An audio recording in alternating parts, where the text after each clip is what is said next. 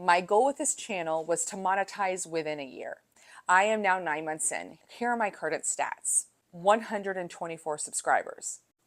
I've grown about 30 subscribers in my last video. I have 28 videos posted, and I now have over 11,000 views.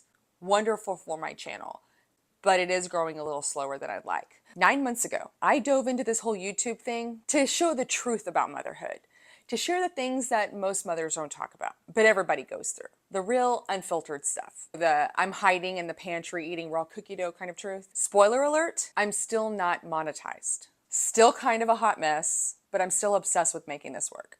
Today, I'm sharing what's working, what's not working, and why I'm not quitting. But stay until the end, because I'm going to share with you the wrench that was thrown into my life that has thrown everything off course. If you're a mom or a content creator that's screaming into the void, this video is for you. Okay, so picture this. I'm a mom, drowning in sippy cups, household chores, full-time job, and grasping on to the 1 hour of free time I have in my day. And then I say to myself, you know what? Why not start a YouTube channel? Why, you ask? Been asking myself that same question. Here's why. Because I'm over the shiny glossy Pinterest mom BS. I just wanted to talk about the things that most moms just don't say out loud because they're either ashamed, they're embarrassed, they don't want to look bad in front of their friends or employers, their husbands, themselves, whatever. But everybody goes through the same stuff. Like how I cry when I leave my daughter screaming for me at school, or when I get so frustrated because my daughter is asking me the same question for the 100th time. But let me just say, this process has been a lot different than I expected. Okay, so my first video got somewhere around 25 views. It was bad. I think most of those views were my mom.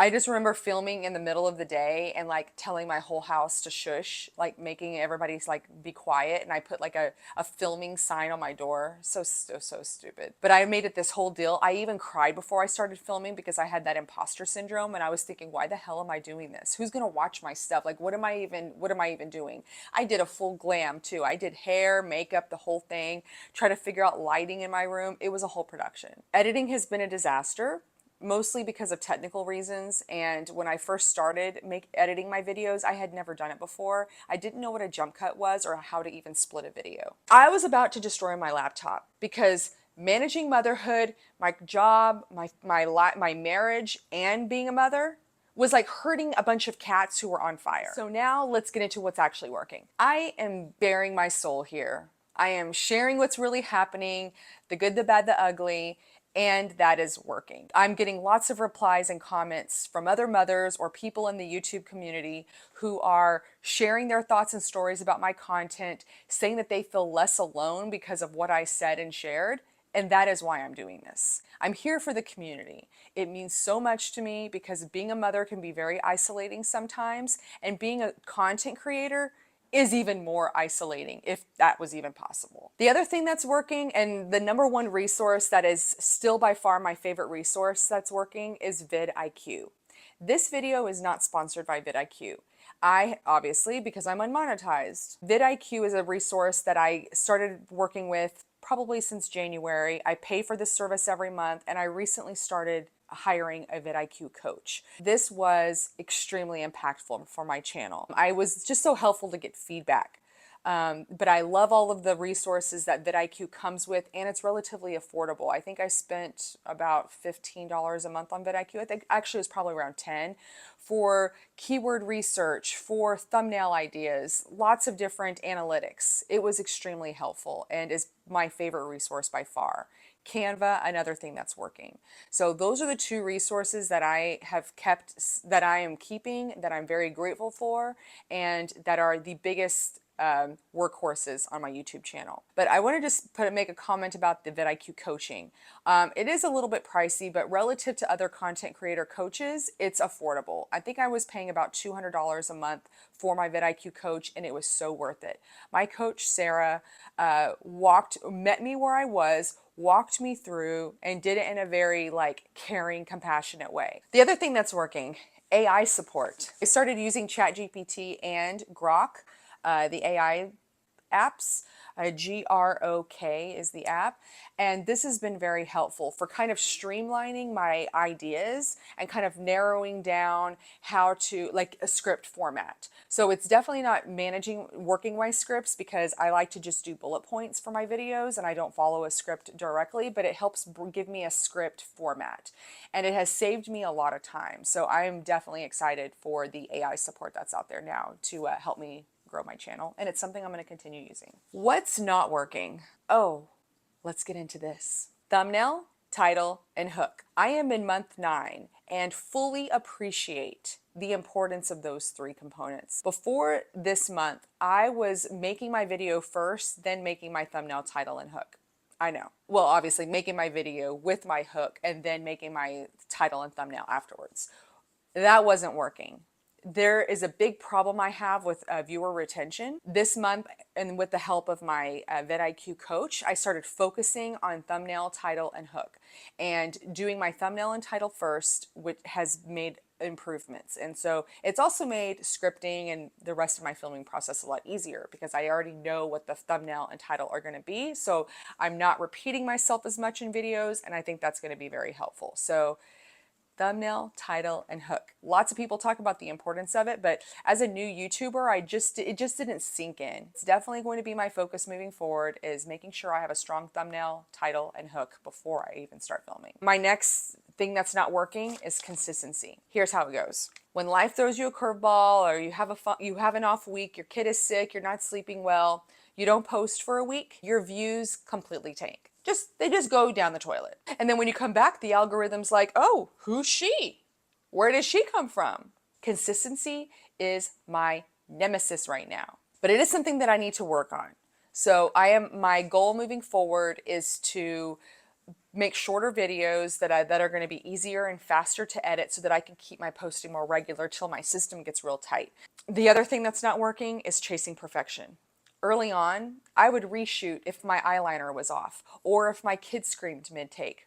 I would reshoot the whole thing.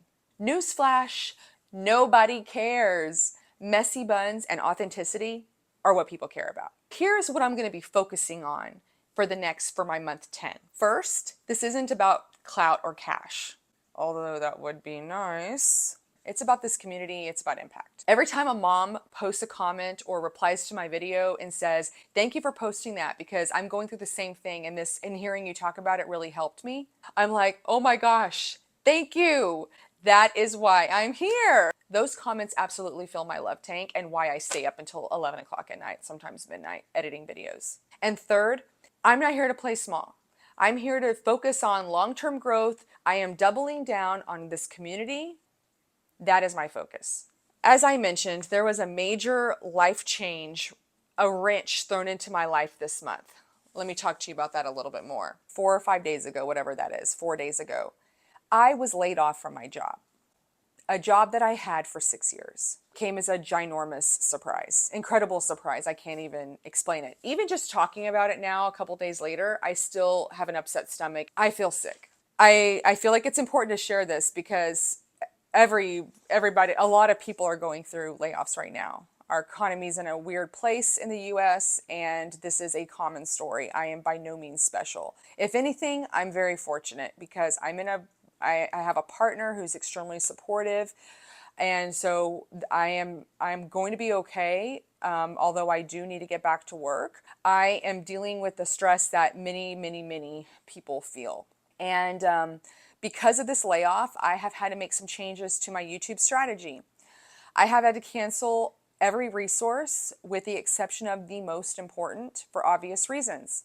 My funds are now dwindling, and I need to focus all my resources on basic living needs. And any hobbies or unnecessary financial things are just not a priority at this point. So I have had to cancel my precious vidIQ subscription. So now I'm going to be going at it old school style, doing my research directly on YouTube and on Google. And I'm going to be doing that moving forward until conditions improve, until whatever that looks like. And I'm going to keep Canva for now. It's about $13 a month. This is how I make my thumbnails. I don't have a lot of graphic design skills. So Canva saves me a lot of time. So if I lose Canva, I will not be able to continue posting YouTube videos. So I'm going to keep it for now. I wanted to share that. I'm obviously going to be looking for jobs and continuing my YouTube channel as I can. So my goal is to continue posting every week. Like I said, I'm going to focus on shorter videos to make it easier for myself. But I am officially unemployed and will be trying not to cry all the time at this point. I wanted to share that. It's what's really happening in my life right now. This channel is about addressing the dark side of motherhood, and this is if this isn't a dark side of motherhood, what is? If this kind of content is interesting to you or speaks to you in any way, please like. And if you want to support this channel even further, the biggest thing you can do for me in this channel is subscribe. Subscribe, hit that subscription button. That is the best way to support this channel. I am extremely grateful for you for having finished the video if you did. Thank you. I will see you in the next one.